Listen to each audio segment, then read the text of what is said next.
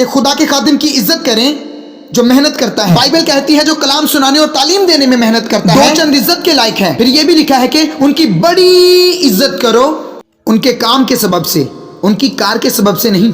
इसलिए कुछ प्रीचर्स को ऐसा लगता है कि जब हमारे पास बड़ी गाड़ी होगी, बड़ी कार होगी और बॉडीगार्ड्स भी होंगे, हमारी कार के पीछे और आगे एक कार होगी, और जैसे ही आप दाखिल होंगे आपको प्रोटोकॉल इस तरह से दिया जाएगा, आपके बॉडीगार्ड्स हर किसी को धक्के मार रहे होंगे, हर किसी को धक्के, ताकि मर्दे खुदा आसानी से चल सके। मर्दे खुदा। और फिर आप देखते हैं कि उसे बड़ा अच्छा महसूस होता है। बॉडीगार्ड्स जब धक्के मार रहे होते हैं, जिन लोगों को उसे शागिर्द बनाकर खड़ा करना चाहिए उन्हीं को धक्के मार रहे हैं, और आप खुश हैं।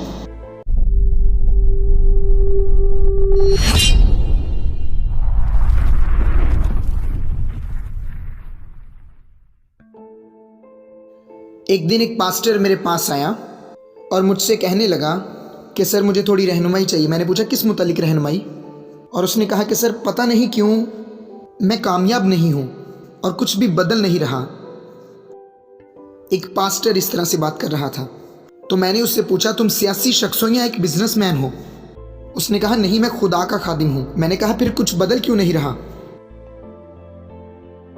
मैंने कहा कि मैं समझ नहीं पा रहा, क्योंकि जो तुमने कहा है मेरे कानों के लिए इंतहाई अजीब बात है। तुम्हारा इससे क्या मतलब है कि कुछ भी बदल नहीं रहा?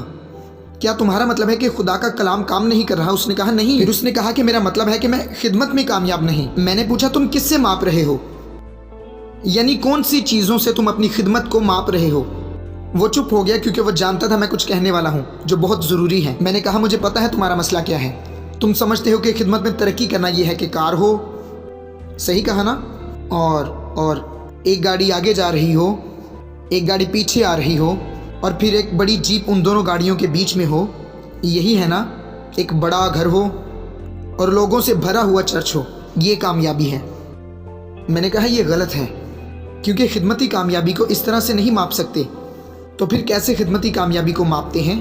वो खिदमत गुजार कामयाब है जो कलाम और तालीम में मेहनत करता है। बात ख़त्म। जब आप तालीम देते हैं और आप अपनी तालीम में सही हैं तो आप कामयाब खिदमत गुजार हैं। इसको चीज़ों से नहीं मापते। अगर खिदमत में कामयाबी चर्च में ज़्यादा लोग होने से है तो फिर ऐसे लोगों का क्या जो दरिया के पास रहते हैं और मछेरे हैं और वहाँ पास्टर होना चाहिए, और उनके पूरे गांव में सिर्फ 50 लोग हैं और एक पास्टर को वहाँ रहना है और सारी ज़िंदगी उनकी पासबानी करनी है। तो इसका मतलब उसके चर्च में अगर सारे लोग भी आ जाएं तो उसके चर्च में 50 से ज़्यादा लोग नहीं होंगे। तो क्या ये कामयाबी नहीं कहलाएगी? अगर एक पास्टर वहाँ जाता है और उसके चर्च में 50 में से सिर्फ 30 लोग आते हैं, उसका चर्च शहरों में मौजूद चर्चिस से ज़्यादा बड़ा होगा। मिसाल के तौर पर अगर एक शहर में 14 मिलियन लोग रहते हैं लेकिन चर्च में सिर्फ 10,000 लोग आते हैं, तो ये शहरी पास्टर उतना कामयाब नहीं जितना वो शख्स कामयाब है जिसके 50 में से 30 लोग चर्च मेंबर्स हैं।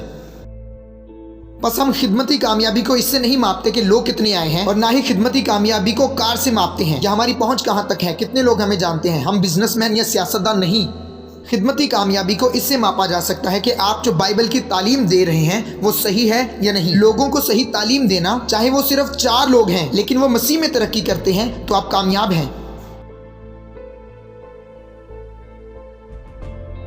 इसीलिए यीशु ने कहा जहां 2 या 3 यही यीशु की कलीसिया है। ये यीशु की कलीसिया है। जहां 2 या 3 जमा हो मैं उनके बीच में हूं।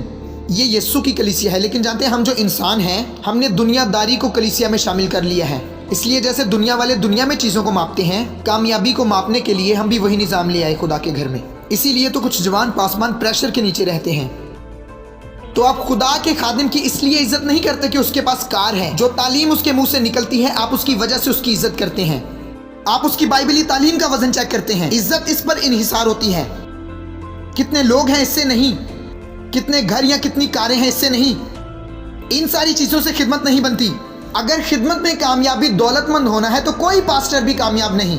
अब ये सुने जरा, दुनिया में सबसे ज्यादा जिस्मानी इंसान ऐसा शख्स है जो खुदा के खादिम की उसकी घड़ी की वजह से इज्जत करता है और उसके कपड़ों और उसकी कार की वजह से। ऐसा शख्स जिस्मानियत की हद तक जिस्मानी है।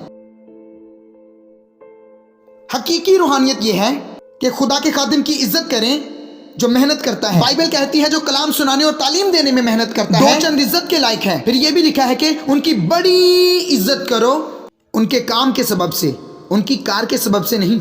इसलिए कुछ प्रीचर्स को ऐसा लगता है कि जब हमारे पास बड़ी गाड़ी होगी, बड़ी कार होगी और बॉडीगार्ड्स भी होंगे, हमारी कार के पीछे और आगे एक कार होगी। और जैसे ही आप दाखिल होंगे आपको प्रोटोकॉल इस तरह से दिया जाएगा, आपके बॉडीगार्ड्स हर किसी को धक्के मार रहे होंगे, हर किसी को धक्के, ताकि मर्दे खुदा बाआसानी से चल सके। मर्दे खुदा। और फिर आप देखते हैं कि उसे बड़ा अच्छा महसूस होता है। बॉडीगार्ड्स जब धक्के मार रहे होते हैं, जिन लोगों को उसे शागिर्द बनाकर खड़ा करना चाहिए उन्हीं को धक्के मार रहे हैं, और आप खुश हैं। लोग जहनी मरीज हो गए हैं क्योंकि उन्हें बताया गया है कि खिदमती कामयाबी कार और घर है।